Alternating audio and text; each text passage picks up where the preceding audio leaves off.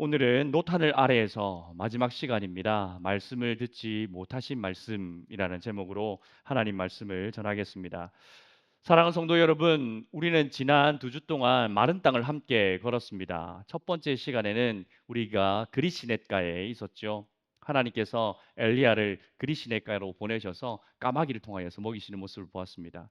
근데 가뭄이 시작되자 그 그리시넷가도 말라버렸잖아요. 그러자 하나님께서는 그를 다시 보내셔서 그 거부를 통하여서 하나님 엘리야를 먹이시는 모습을 보았습니다. 그 모습을 보면서 우리는 마른 것은 시냇물이지 하나님의 손이 아니라는 것을 함께 고백을 했습니다. 지난주에는 우리 어디 있었습니까? 갈멜산 꼭대기 있었습니다. 불은 내렸는데 아직 하나님의 비가 내리지 않았을 때에 우리는 그 마른 하늘 아래에서 아무것도 없나이다라는 소리를 들었지만 그러나 말씀은 있나이다라는 믿음으로 엎드려 기도하는 엘리야를 통하여서 비어 있는 것은 하늘이지 하나님의 약속이 아니라는 것을 우리 함께 고백했죠. 오늘은요, 엘리야로부터 한 100년쯤 지난 시대로 가보려고 합니다. 이때 이스라엘은요, 겉으로 보기에는 굉장히 부요한 시대였습니다. 경제는 굉장히 활발했고요. 가진 사람들의 창고에는 곡식들로 가득 차 있었습니다. 그리고 성소에는 사람들로 붐비는 시대였습니다. 물론 그 시대가 오기까지 아무런 어려움이 없었던 것은 아닙니다. 하나님께서 어찌하여서든지 이스라엘 백성들을 다시 하나님께로 돌아오게 하시려고 하나님께서 많은 재앙을 내리기도 했지만 그들은 꿈쩍도 하지 않았습니다. 오히려 그들은 먹고 마시고 또 사고 팔고 또 성소에 들락거리면서 아무런 문제 없이 살아가던 시대였습니다. 그런데 그때 하나님께서 이 배부른 땅으로 한 사람을 보내십니다. 남유다에 있던 양을 치던 목자 아모스를 이 땅에 보내십니다. 그리고 그가 전한 말씀이 이것이었는데요. 보라, 날이 이를지라 내가 기근을 땅에 보내리니라고 선언합니다. 아까 말씀드렸던 것처럼 이 땅은 창고에 곡식이 가득 차 있는 땅입니다. 비도 내렸고 추수도 끝이 났습니다. 그런데 하나님께서는 이 땅에 다시 기근을 보내겠다라고 말씀을 하시지요. 우리가 아는 기근은 어떤 기근입니까? 먹을 것이 없는 기근이잖아요. 그런데 이들은 먹을 것이 있습니다. 그러면 하나님께서 이들에게 보내시겠다고 하는 기근은 무엇입니까? 바로 하나님의 말씀을 듣지 못할 그 기근을 보내시겠다라고 하나님께서 말씀하십니다. 그래서 오늘 우리의 질문은 이것입니다. 먹을 것도 있고 마실 것도 있고 모든 것이 풍족한데 그러나 말씀이 들리지 않을 때에 그때 우리는 어떻게 해야 합니까? 오늘 본문을 통하여서 그 해답을 찾아가며 함께 은혜를 나누기 원합니다. 첫 번째 대지는 말씀의 기근입니다. 우리 11절 말씀인데요. 제가 다시 한번 읽어보겠습니다. 주 여호와의 말씀이니라 보라 날이 이를지라 내가 기근을 땅에 보내리니 양식이 없어 주림이 아니며 물이 없어 가람이 아니요 여호와의 말씀을 듣지 못할 기갈이라. 아멘. 이 기간을 보내신 분이 누구이십니까? 하나님이시죠. 우리가 제일 첫 시간에 보았던 가뭄도 보내신 것은 하나님이셨습니다. 이스라엘의 하늘을 닫으신 분은 하나님이시죠. 또 하나님께서는 이 기근을 설명하시면서 먼저 두 가지를 지워버리십니다. 먼저는 양식이 없어 주림이 아니다라고 말씀하시죠. 창고가 비어서 먹을 것이 없는 기근이 아니라는 것이죠. 두 번째는 물이 없어 가람도 아니요라고 말씀하십니다. 비가 내리지 않기 때문에 오는 그런 기갈도 아니라고 하십니다. 우리가 보통 기근이라고 생각하는 그 두 가지를 지워버리시고 마지막에 한 가지 남은 것을 말씀하십니다. 여호와의 말씀을 듣지 못할 기갈이라 하십니다. 그렇다면 하나님께서는 왜 이렇게 배부르게 살아가는 이 시대를 향하여서 말씀의 기근을 보낸다고 하실까요? 아모스가 당시 사람들이 어떤 마음을 가지고 있었는지를 이렇게 기록하였습니다. 아모스 8장 5절입니다. 너희가 이르기를 월삭이 언제 지나서 우리가 곡식을 팔며 안식일이 언제 지나서 우리가 밀을 내게 할고 에바를 작게 하고 세계를 크게 하여 거짓 저울로 속이며. 이 시대 사람들도 예배 드리고 있었습니다. 절기도 지켰고요. 안식일도 지켰습니다. 그리고 자원 예물도 드리고 있었죠. 그런데 다만 그 예배 시간에 무엇을 하고 있었습니까? 예배가 언제 끝나나 계산하고 있었습니다. 몸은 성소에 있었는데요. 마음은 이미 시장에 가 있는 겁니다. 이 빨리 안식일이 끝나야 다시 시장에 가가지고 에바는 작게 하고 세계는 크게 해가지고 사람들 속여가지고 돈을 많이 벌어야지. 가난한 사람들을 사서 신 한 켤레 값에 또 되팔기도 하고 이런 생각들로 가득했습니다. 여러분 이거 하나님 기뻐하시겠습니까? 이런 생각들, 이런 행위들은요 하나님이 가증히 여기시는 것들입니다. 그런데 이들은 예배를 드리면서도 그들의 마음속에 말씀이 들어오는 것이 아니라 그런 악한 생각들로 가득 차 있었던 것이죠. 그래서 이들에게 하나님의 말씀은 그냥 빨리 지나가야 하는 시간, 빨리 지나갔으면 좋겠다라고 생각하는 그런 시간이었습니다. 그들은 하나님의 말씀을요 귀찮게 여겼던 것이죠. 그래서 하나님께서는 말씀을 가볍게 여기던 그 백성들을 향하여서 그래? 그러면 내가 말씀을 듣지 못하는 기근을 보내겠다라고 선언하고 계시는 것입니다. 여러분, 이 말씀의 기근이 제일 무서운 기근입니다. 왜냐하면요. 배가 고프면 신호가 옵니까 안 옵니까? 신호가 옵니다. 지금 신호 오시는 분들 계신가요? 배고프면 신호가 옵니다. 목이 마르면 갈증이 찾아옵니까 안 옵니까? 갈증이 찾아옵니다. 그래서 물을 찾게 되죠. 그런데 말씀이 끊어져도요. 우리가 그 말씀이 끊어졌다라는 것에 대한 직접적인 신호를 잘 느끼지 못합니다. 특히 내 창고가 가득 차 있고 내 삶이 형통할 때에는요. 내 삶이 아무런 문제가 없는 것처럼 느껴집니다. 내 영혼은 말라가고 있는데도 그것을 감지하지 못하는 것입니다. 이것이 말씀의 기근이 가장 무서운 이유 중에 하나인 것이죠. 여러분, 암 중에서도 이 증상이 없는 암이 제일 무섭잖아요. 아파서 가봤더니 이미 그런 암이 제일 무섭지 않습니까? 그런 것처럼 말씀이 기근이 와도 잘 느끼지 못하기 때문에 이 말씀의 기근은요 굉장히 위협적입니다.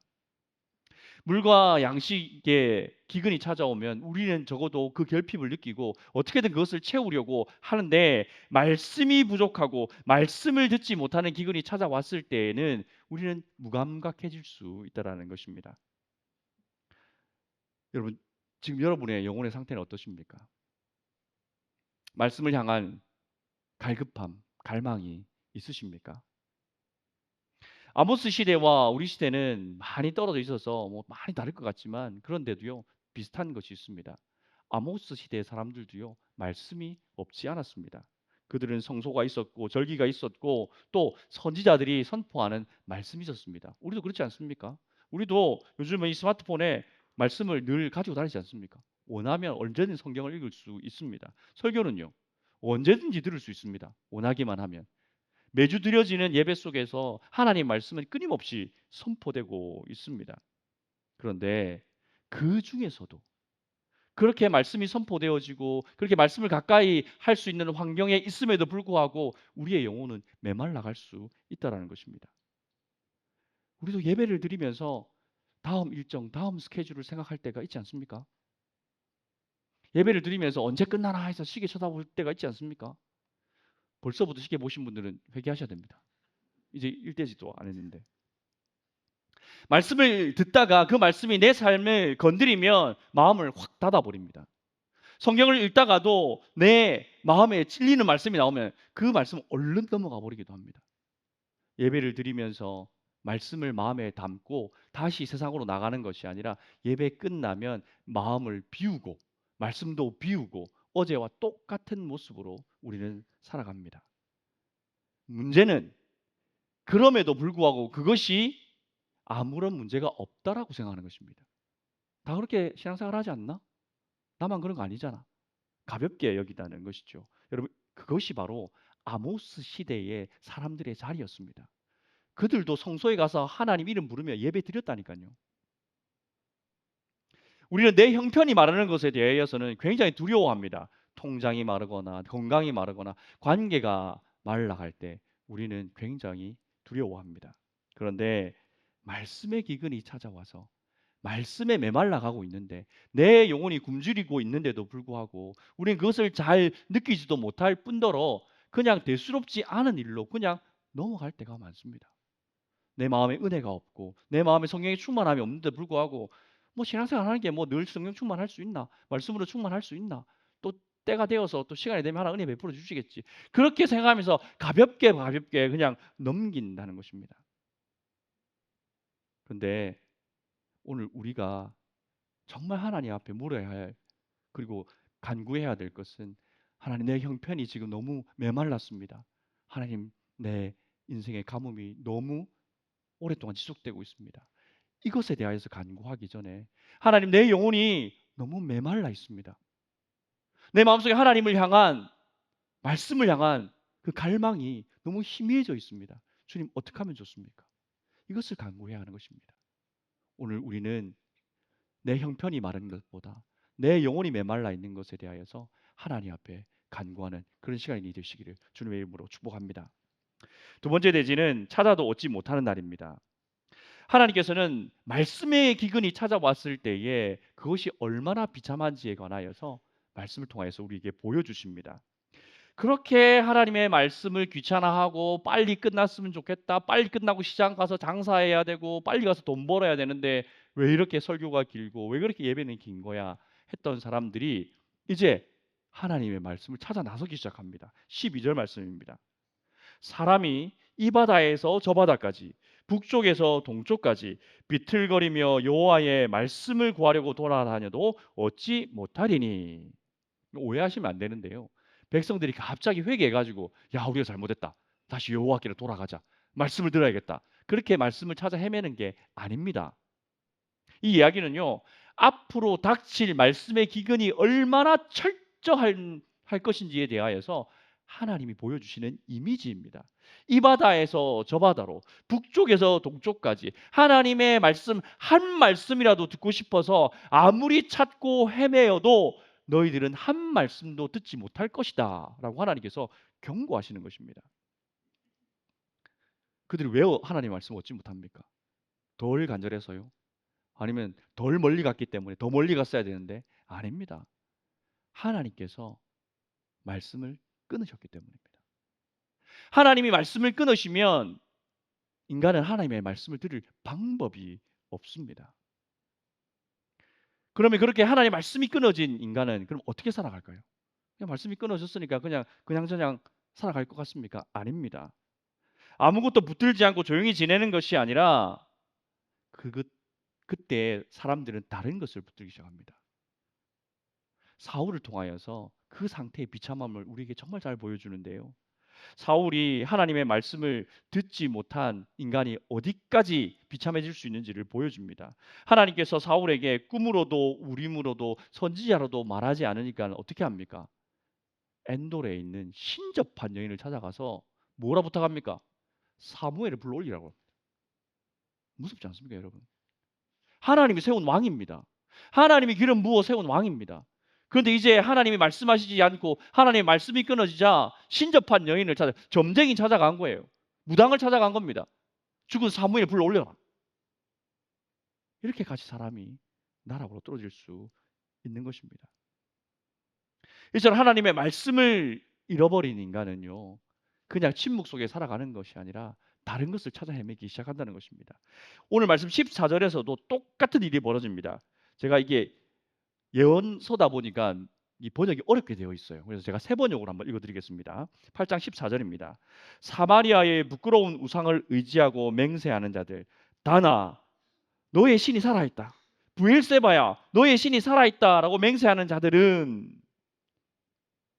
말씀이 끊어졌는데도 불구하고 그들이 종교적 장소로 여겼던 그곳을 놓치지 못하고 있는 것을 볼 수가 있습니다.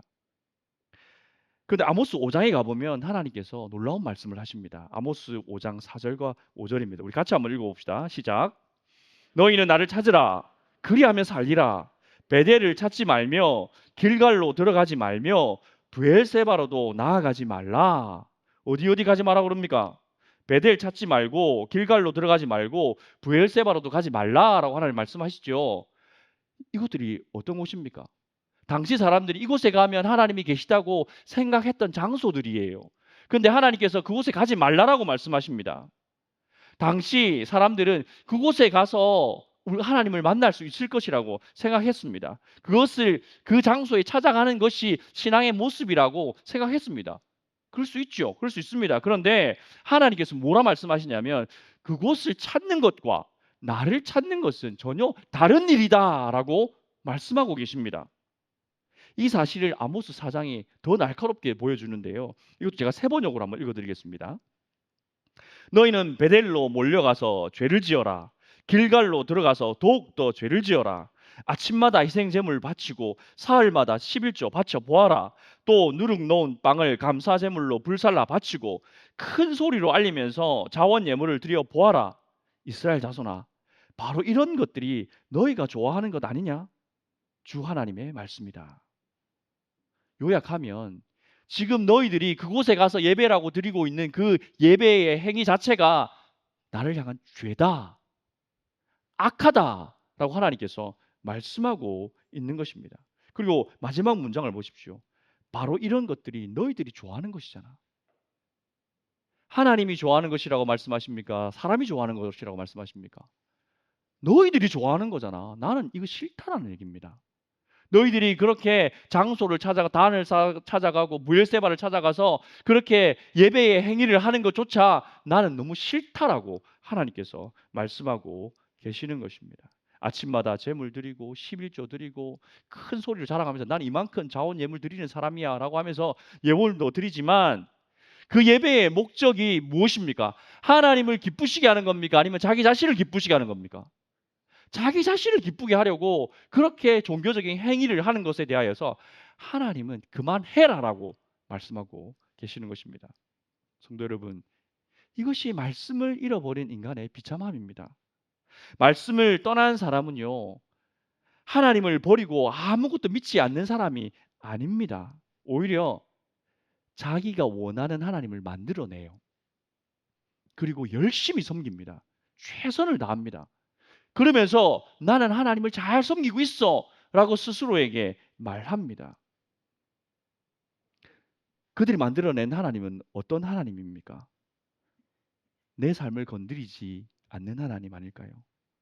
내가 세운 계획을 바꾸지 않는 하나님 아닐까요? 내가 원하는 것은 허락해 주시지만 나에게 뭔가 내려놓으라고 요구하지 않는 그런 하나님 아닐까요? 그런 하나님을 만들어 놓고 이것이 내가 섬기는 하나님이야. 나는 이 하나님을 너무 잘 섬기고 있어. 라고 생각하며 신앙생활을 합니다. 더 무서운 건요. 그때에도 나는 신앙생활 열심히 하는데 나만큼 열심히 하는 사람 있나? 스스로 생각한다는 것입니다. 아모스 시대 사람들도 그랬어요. 제사도 드렸고요. 11조도 드렸고요. 자원 예물도 다 드렸어요. 문제는 그들이 하나님을 찾는 행위가 없었다는 것이 아니라 자기들이 원하는 방식으로 하나님을 찾았다는 것입니다. 하나님께서 이거 11조에서 금하신 10계명에서 금하신 것입니다. 하나님께서 그것들은 너희들이 좋아하는 것이지 않느냐라고 책망하고 있는 것에서 우리가 알 수 있는 것이죠. 하나님께서 기뻐하시는 신앙이 아니라 내가 나 자신을 기쁘게 할 목적으로 신앙생활에 열심을 내고 있었던 것입니다. 그것이 말씀이 끊어진 사람들의 신앙생활의 모습인 것이죠. 그건 아모스 시대 사람들 얘기지 내 얘기는 아닙니다라고 자신할 수 있습니까? 우리도 얼마든지 그럴 수 있습니다. 성경을 읽으면서 내가 좋아하는 말씀만 붙들고 있지는 않으십니까? 하나님의 뜻을 구한다고 하면서 이미 그 뜻은 내가 결정해 놓지 않았습니까? 거기 하나님의 이름만 붙이고 계시지는 않으십니까? 순종하기 싫은 말씀은 외면하고 나를 위로하고 인정해 주는 그런 말씀만 마음에 새기고 계시지는 않으십니까? 그리고 그렇게 취사 선택된 하나님을 세워놓고 여러분 이것이 내가 섬기는 하나님이십니다. 나는 신앙생활 잘 하고 있습니다. 라고 말하고 있지는 않았습니까? 그래서 중요한 것은 내가 얼마나 뜨겁게 하나님을 찾고 있는가가 아니라 내가 찾고 있는 그 하나님이 성경에서 말씀하시는 바로 그 하나님인가에 관하여서 우리는 철저하게 검증하고 철저하게 돌아보아야 합니다. 내 계획을 인정해 주는 하나님만 찾고 내 계획은 찾는 것이 아니라 때로 내 계획을 내려놓는다 할지라도 하나님의 말씀을 따라가는 그런 신앙이 하나님이 기뻐하시는 신앙인 것입니다. 여러분, 내가 만들어낸 하나님은요, 나를 살릴 수 없습니다. 나를 살릴 수 있는 하나님은요, 오직 성경에 계시되어져 있는 그 하나님만이 나를 살릴 수 있습니다. 그러니 내가 만들어낸 하나님이 아니라, 내가 취사 선택한 하나님이 아니라, 성경을 통하여서 우리에게 온전하게 계시해 주신 그 하나님을 믿고 그 하나님만을 따라가시는 우리 모든 성도님들 되시기를 주님의 이름으로 축복합니다. 세 번째 대지입니다. 기근을 당하신 분. 말씀을 얻지 못하고 끊어진 사람들의 결국에 관하여서요, 14절에서 한 번 더 말씀하시는데 마지막 절을 읽어보겠습니다. 엎드러지고 다시 일어나지 못하리라. 아모스 8장은 여기서 끝납니다. 그래서 회복의 말이 없어요. 그렇지만 내가 너희를 회복할 것이다 라는 그런 약속이 없습니다. 아모스 8장 여기서 하나님은 침묵하십니다. 누가 이 침묵을 깰 수 있습니까? 우리가 하나님 흔들어 깨울 수 있습니까? 없습니다. 침묵하시는 하나님을 우리가 흔들어 깨워 말씀을 들을 수가 없습니다. 이 침묵을 끝내실 수 있는 분은 오직 하나님 뿐이십니다. 그런데 감사하게도 하나님께서 그 침묵을 깨뜨리십니다. 히브리서 1장 1절과 2절입니다. 우리 같이 한번 읽어봅시다. 옛적에 선지자들을 통하여 여러 부분과 여러 모양으로 우리 조상들에게 말씀하신 하나님이 이 모든 날 마지막에는 아들을 통하여 우리에게 말씀하셨으니 아멘. 하나님께서는 여러 시대의 여러 모양을 통하여서 말씀을 해 오셨다라고 하십니다. 그런데 진짜 마지막 순간에는 또 다른 선지자 한 명을 보내시는 것이 아니라 누구를 보내십니까? 하나님의 아들을 보내시겠다라고 약속하셨습니다. 그렇게 말씀하셨죠. 말씀이 육신이 되어 우리 가운데 거하심에, 말씀이신 예수님, 하나님의 아들께서 우리 가운데로 직접 찾아오셨습니다. 아모스가 말한 기근이 무엇이었습니까? 말씀이 끊어진 기근이었지 않습니까? 그런 기근 속에서 살아가는 우리들을 위하여서 말씀이신 예수님이 우리 가운데로 들어오신 것입니다. 이 바다에서 저 바다까지, 북쪽에서 동쪽까지 아무리 찾아다녀도 하나님의 말씀을 찾을 수 없던 우리를 위하여서 말씀이신 예수님이 우리에게로 걸어 들어오신 것입니다. 이것이 성육신의 은혜입니다. 그런데 말씀이신 예수님께서 이 땅에 오셨을 때에 예수님 어떤 대접을 받으셨습니까? 회당에서 하나님의 말씀을 선포하고 가르치셨을 때에 사람들은 예수님을 끌어내려고 했습니다. 고향 사람들조차도 넌 요셉의 아들이잖아, 무시하고 그의 말을 들으려고 하지 않았습니다. 제사장과 서기관들은 어떻게 해서든지 그 예수의 입을 틀어막고 싶었습니다. 그래서 모의하고 작당하기 시작합니다. 말씀으로 오신 예수님께서 말씀하지 못하도록 그들은 사특한 계획을 꾸미기 시작합니다. 그리고 마침내 예수님을 체포해서 불법적으로 십자가에 못 박습니다. 사람이 하나님의 말씀을 쫓아낸 것입니다. 베델에서 말씀을 선포하였던 그 아모스 선지자를 쫓아내었던 그 아모스 시대 사람들처럼 예수님 시대의 제사장과 서기관들 그리고 무시한 백성들은 말씀으로 우리에게 찾아오신 그 예수님을 성 밖으로 끌어내어서 십자가에 못 박아 버렸습니다. 더 이상 말하지 못하도록. 근데 여러분, 십자가에서 더 깊은 일이 일어납니다. 예수님이 십자가에 달리시고 온 하늘이 캄캄해졌을 때에 예수님께서 이렇게 부르시십니다. 아버지여, 아버지여, 어찌하여 나를 버리셨나이까? 전에는 예수님께서 요단강에서 세례를 받고 올라오실 때는 하늘이 열리고요, 성령이 비둘기 같이 임하고 하늘의 음성이 들려왔습니다. 이는 내 사랑하는 아들이요 내 기뻐하는 자라라는 하늘의 음성이 들려왔습니다. 그런데 그 십자가에 달린 그날은요, 아버지여, 아버지여, 어찌하여 나를 버리셨나이까라고 주님께서 절규하셨을 때에 하늘에서는 그 어떤 음성도 들리지 않았습니다. 오늘 말씀을 통하여서 우리가 들은 가장 무서운 기근이 무엇이라고요? 하나님의 말씀이 들리지 않는 기근이라는 것을 우리가 들었지 않습니까?